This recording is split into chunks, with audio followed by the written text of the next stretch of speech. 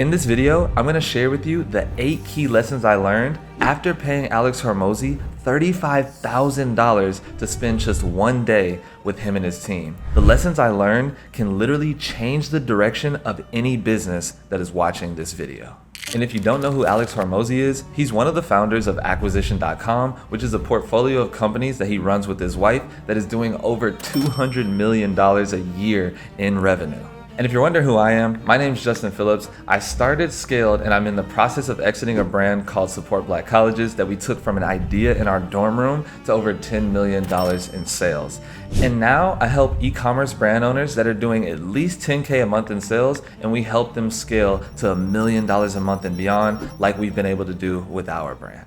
Lesson number 1 that I learned from Alex was the importance of product market fit. And product market fit really just describes whether a company's product fits the market demand and also satisfies a real need in the marketplace. And what I found interesting when we were talking about product market fit was Alex asked some pretty thought-provoking questions surrounding product market fit. He went down the line one by one in our group of 6 and asked, do you enjoy serving your customers? And if the answer wasn't 100% yes, I wake up every day obsessing over my customers and I love working with them, then he said it's really just not a good product market fit because you don't like serving your customers and they're not getting good results. So it's a lose-lose situation. So why even do that in the first place? So for example, when he asked someone if they enjoyed serving their customers, they said, well, I'm not really against it. I don't mind serving these people. And he said, there's a big difference between I wake up every day obsessing over my clients' results and I'm not against serving these people. The next question he asked about product market fit that was really interesting was, do you get your clients' results? And if someone wasn't getting their client results and they weren't happy to serve them, then that's a bad product market fit. But if you're getting your clients great results and you're ecstatic serving them, then that's obviously a good product market fit. And that conversation was really refreshing because as business owners, a lot of the times we feel like we just have to serve whoever pays us. But looking at it from this frame really made me think, what type of business do I want to have? Who do I want to serve? And who do I get the best results for? Because that would be the ideal product market fit. So regarding product market fit, at the time when I met Alex, I was doing something that they call B2C, which just means business to consumer, which essentially means that I was willing to serve anybody that was ready to get started with e-commerce. And when he asked me why I was serving that audience, it was because honestly, when I was doing my own thing with the brand, I was doing about $600K to $1 million a month looking for this type of information to help me, and it was not available. So this is kind of how I broke it down to Alex. My thoughts were, what I'll do is I will make a B2C product that is so good that it will help literally anybody that wants to get started in e-commerce. And then what I'll do is I'll start going more so to B2B, which is business to business, other business owners that are already a little bit more successful. And then that'll be the next spot in the triangle. And then after that, because I've been gaining influence online, I'll be able to work with these influencers that are reaching out to me. And ultimately, I'll be able to get acquired by a private equity firm because we have a portfolio of e-commerce businesses. I thought that if I made something that was so good that a random person on the B2C side can be successful with it, then it's no way that anybody else in the triangle can be successful as well. So the funny thing is that Alex looked at me and literally was like, that's dumb. So I'll explain why. So this is what Alex broke down to me. He said, Justin, great idea, but you did it backwards. So he said, what you should do is actually do the triangle in the opposite way. And what you should do is start working with these B2B people first, and then start going down the line. And then ultimately you'll get to the B2C customer. You wanna work with these people because they pay faster, you can charge them more, they're a lot easier to work with, and then you have a little bit more room for error so that you can make a ton of money here and then use the excess capital that you have to build something that can serve all of the B2C people. And he actually broke it down to me in more of an analogy using Elon Musk as well. So he said, think about what happened with Tesla. First, you have the Roadster, and that's the top of the triangle. You have the Roadster. Now, how much did that car cost? Probably somewhere around like 200K. That car pre-ordered and still has not seen the light of day yet. And then he went to, the Cybertruck. So I'll just put Cyber here. And that car was about, 100K. But the thing is that the Roadster is probably more difficult to make, But once you get the Roadster right, it'll probably be a lot easier to make the Cybertruck. So he made millions and millions of dollars charging the richest people 200 grand. And then once he got this sorted out and figured out, he was able to go and make the Cybertruck and charge 100 grand. And those are just now hitting the marketplace. And then after that, he has way more than enough cash to go and make the Model X, and then go and make, the Model Y, then the Model 3, the Model S, whatever direction that went in. But from him doing the Roadster, that allowed him to have economies of scale to service all of the people because he went to the top and then went all the way down. That's what Alex suggested for me to do in my business, was to start B2B and work with the business owners that are successful already and the influencers, and then make a ton of cash here, and then use that excess capital to build something so dope that it can help all of these B2C people, and then document the process of helping the B2B people and give out that information for free, because that is going to help the B2C people a ton. And that's what we're doing right here today. So the second thing that I learned from Alex personally, which is probably my favorite, was future pacing your life and your business. And I'll explain what I mean by that. So Alex was saying, hey, Justin, you do 3 things, right? You have a brand, you also have a personal brand, and you're also a coach/consultant. He's like, who's the best at brand? Because if you can see who's the best, then you can know what you're aspiring to be, right? So for the brand side, I said, it's probably Nike, maybe Gymshark, these big brands. For personal brand, I said, I really like what Alex is doing. I like what Mr. Beast is doing, etc. And then lastly, for coaching and consulting, you have coaches like, Tony Robbins, you got Russell Brunson. And then on the consulting side, the highest level is maybe McKinsey, Deloitte, like these huge consulting companies. I looked at all of these things, and then he asked me a very valuable question. He said, Justin, do you want to own a Nike level brand? He said, Justin, do you want to be like Alex and Mr. Beast? He said, do you want to be like Tony Robbins or like Russell Brunson and build a Deloitte type of company? And I was like, no. So I crossed this out, and then I was like, I would like to build a brand, but I don't really need to do it. I crossed this out, and then I said, well, that just leaves building a personal brand. So what I thought was so powerful that I was able to do, I was able to look at what I wanted to be in the future, and by process of elimination, eliminate what I'm doing right now. Because if I don't want to be it at the highest level, why would I do it right now in general anyways? Which was extremely valuable for me, because it allowed me to direct my focus onto what I actually wanted to do, which is why we're making videos here now. And what I realized is if I built a big personal brand, then I can always go and build a big brand. And I can always coach and consult. And we still do a little bit of consulting as well, but in the way that we want to do it. So just take from this lesson that if you have ideas, multiple ideas that you want to do, play them all the way out at the highest level. Look at who is doing it the best. And then if you don't want to be that, then stop doing it right now, because it doesn't make sense. So the third thing that I learned from Alex is something that I call the ninja sales tricks, because we have a coaching and consulting business where we help brand owners that are doing at least 10K a month get to $1 million a month plus. And if that sounds interesting to you, just go ahead and look at that first link in the description. And he said, Justin, how do you currently, sell people into your program after they complete the 3 months in it? And I said, so this is what we do. We have a 3-month program, and after someone is in it for 3 months, we get them a result, and then we say, hey, do you want to renew? And that's what we were doing.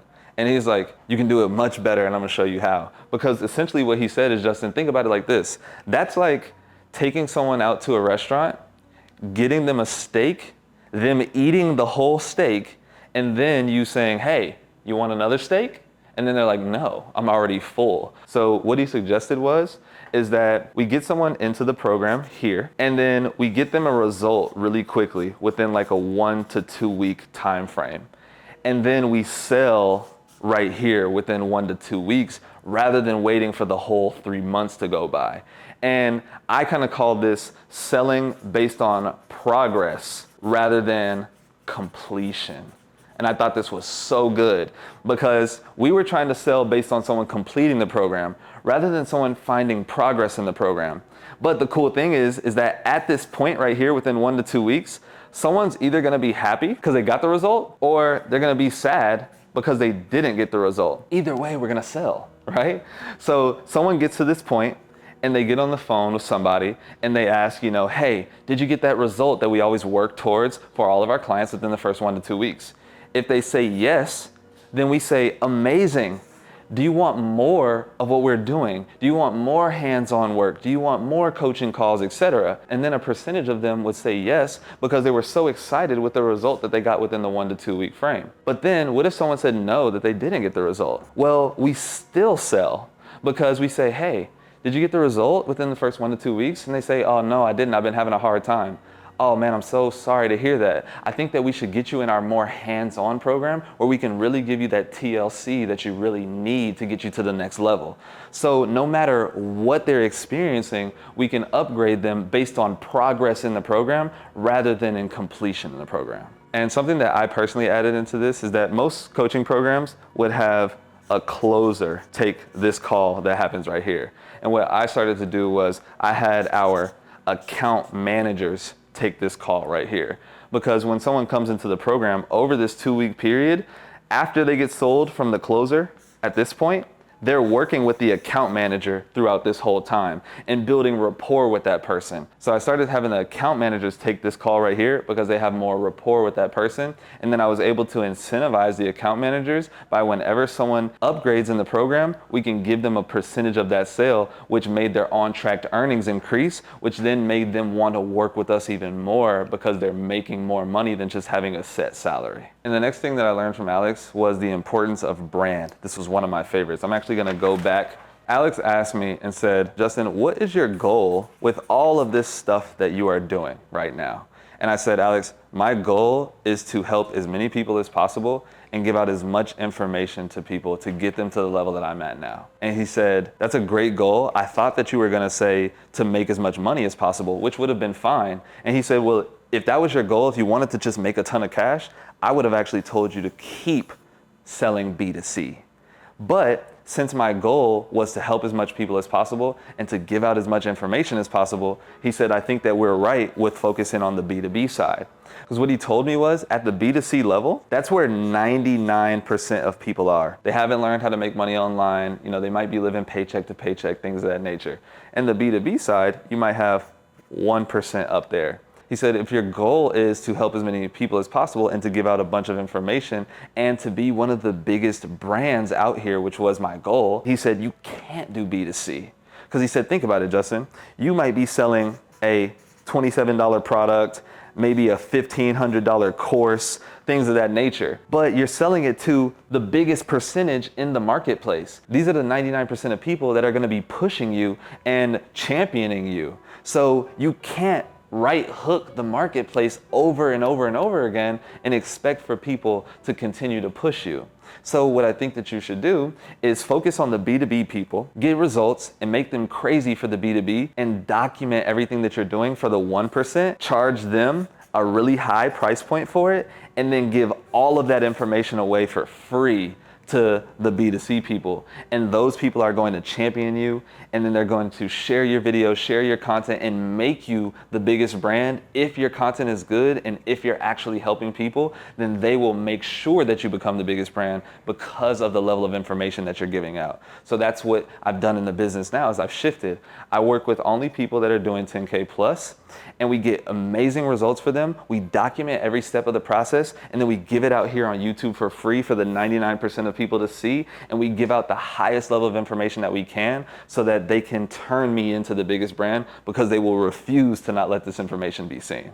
So what I took from this personally was that if you continue to right hook the B2C audience, you're going to lose goodwill with that audience. They're not going to support your content as much. You're going to be right hooking them all the time, which is not going to incentivize them to turn you into the biggest brand. So the fifth thing I learned from Alex, which I thought was really intriguing, was what he would do if he had to start all over again right now. What Alex essentially said here was that if he had to start over again right now, he would stay at either high ticket or he would go extremely low ticket with a high level of value. So he kind of likened that to Netflix. And he was like, Netflix is ridiculous. You pay $15 a month and they spend millions and millions of dollars to make huge productions that you can get access to for $15 a month. Then on the high ticket side, he might do a 10K, 20K, 50K type of product that actually renews on the yearly basis. And I thought that that was extremely interesting. And what that kind of told me was that if you're in that middle ground,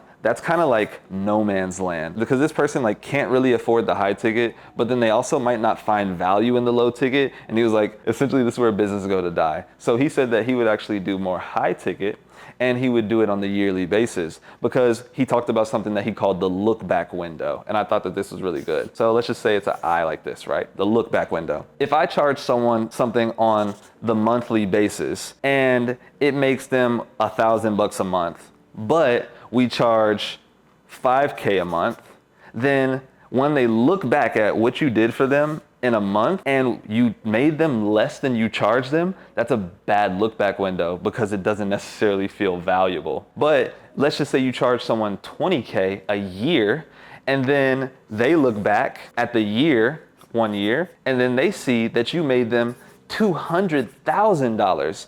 Then they're more than likely going to actually renew this plan, because they had to look back over a longer time horizon and they saw the level of value that you gave them over a whole year. And I thought that was really powerful. And another thing that he said too was that when you charge someone on the yearly basis, they're actually a lot less likely to churn. So you may look back, see if this was beneficial for you, and then say, oh yeah, of course I'll pay another 20K to make 200K. But if you have a 1 month type of situation and someone's looking back every single month, they have the opportunity to say 1 month, oh man, you didn't deliver me the value that I feel like I need and I want to cancel. So then a lot more people would churn when you charge on a shorter time horizon. And that one was super simple, but that really helped me a lot with structuring my high ticket business. The sixth lesson I learned from Alex was the importance of staying focused. Now I know that might sound a little cliche, so I'm gonna dive into it because it's more so high level focus than just focus for beginners. So there was a kid that was sitting next to me that was in my group,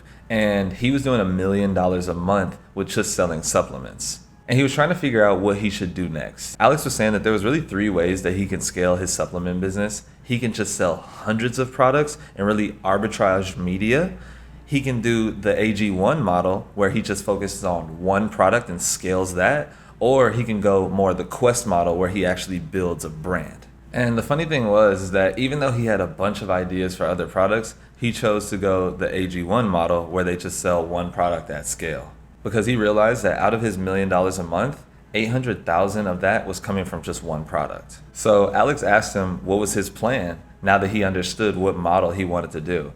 And I thought this was hilarious. He said, well, we got this product that's working really well doing 800K a month, but I think we're gonna just add on an adjacent product and then we're gonna scale both of these at the same time. His thoughts were, if I have this one product and I add on another, I can get to $2 million a month in sales. And mind you, this was right after he committed to doing one product. So Alex looked at him kind of funny and said, okay, that's a great idea. This is what I want you to do. I want you to grab a pen, grab a piece of paper, and I want you to write the name of that product on that piece of paper.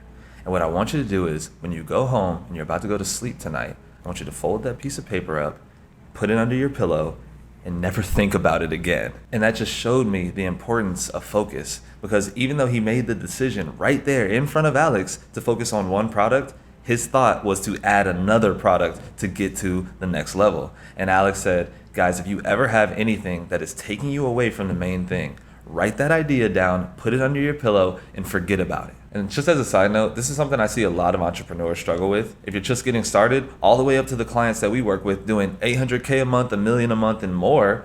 And I had a client where we were talking and I said, what's your plan for scale? And she said, I want to start a podcast. I want to start advertising on multiple different platforms. I want to start a blog.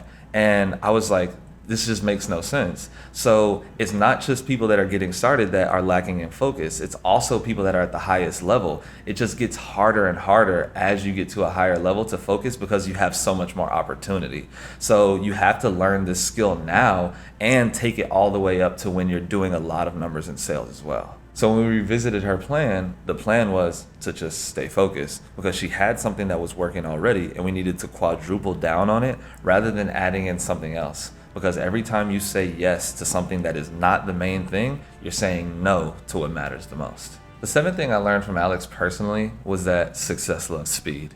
And the reason I say that is because after the event was over, we went to dinner and Alex was asking us for feedback on how we thought things went. And he let us know that this was going to be one of the last times that this was going to be happening in general. And that really struck me because I made this decision to invest $35,000 extremely quick. And it landed me in a position to be getting millions and millions of dollars worth of information. And I started to think about the millions of subscribers that Alex has that will never get this experience because they didn't act speedily when it was time to invest in themselves. And as a side note, when Alex was asking us for feedback, I thought that was so interesting because you have someone that's doing hundreds of millions of dollars in revenue every single year, still willing to go and sit down and eat dinner with people that are way below him as far as revenue is concerned and asking for their feedback. So it showed a level of customer obsessiveness that Alex possesses, even at the highest level of doing business, that I want to strive to be able to do for our customers as well. The 8th lesson I learned from Alex was knowing when to push and when to pivot.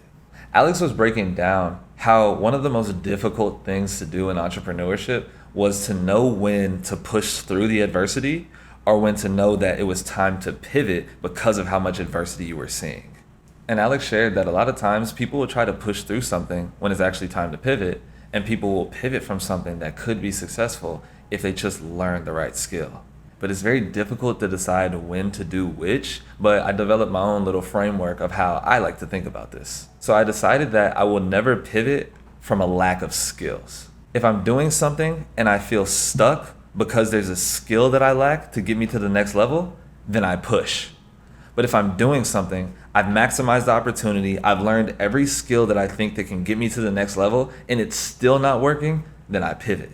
I think that pivoting because you lack a skill is lazy in my own opinion, because what most people will do is they'll get to a specific level in business and then they lack a skill that allows them to go to the next level, and then they'll pivot. But then they don't realize that every business requires skills. So you'll pivot to the new thing, you'll get to the same level that you were at, and then you won't be able to get past that level because you still need to learn the same skill to get to the next level. So you see entrepreneurs doing business after business after business and hitting the same threshold because they lack a skill that they could have just learned in the first business and taken that one to the next level. So I hope that these 8 key lessons have brought you a tremendous amount of value. And if you're a Shopify brand owner doing at least 10K a month in sales and you want to get to that $1 million a month level and beyond, go ahead and check out the first link in the description so that you can get your free store audit. And I will see you in the next video. Peace.